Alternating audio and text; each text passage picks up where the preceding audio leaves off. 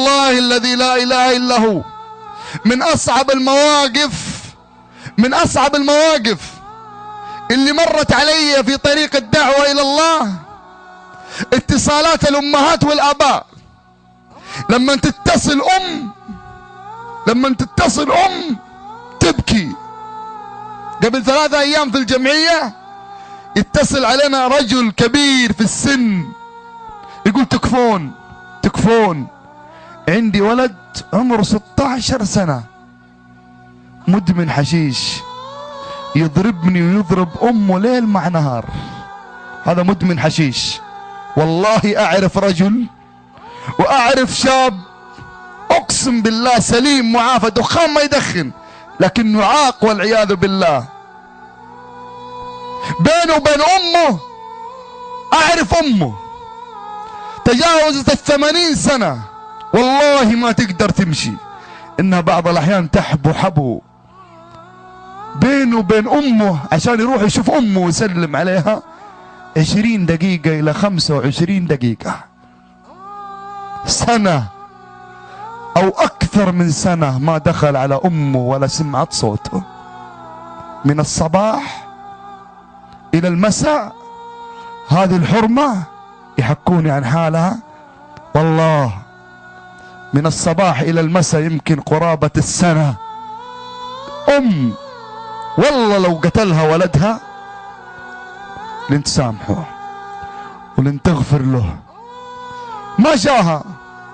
ولما يسألونها تقول مشغول، عنده عيال، عنده وظيفة، وعنده وهي يوميا عند التليفون، كل ما يرن التليفون تقول يا الله يا رب انه فلان، يا الله يا رب انه فلان.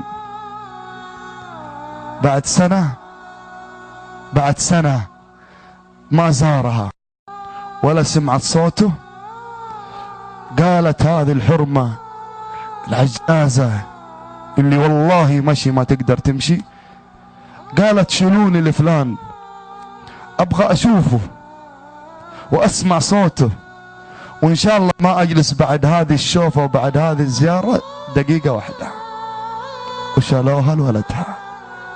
اي قلب هذا، اي قلب، اي رجولة يوم ترفع صوتك على امك، اي شهامة ولا بطولة ولا اي غير تعرفها اذا كنت ممن يهين امك ولا ابوك، اذا تنزل دمعة امك ولا ابوك، اقسم بالله الذي لا اله الا هو ما انت رجل.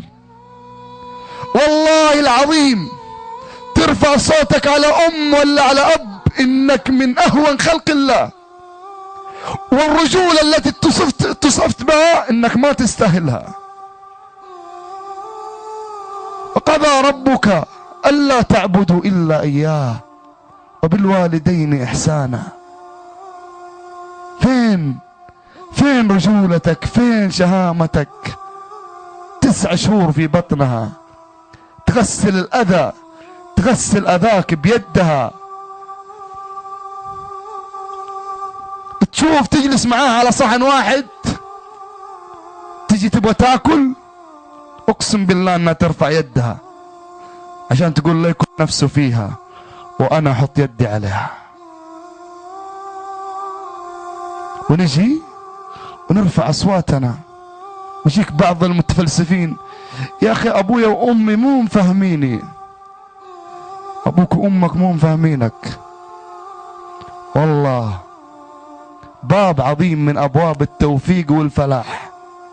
الوالدين ان سديته اقسم بالله تنسد الدنيا كلها في وجهك.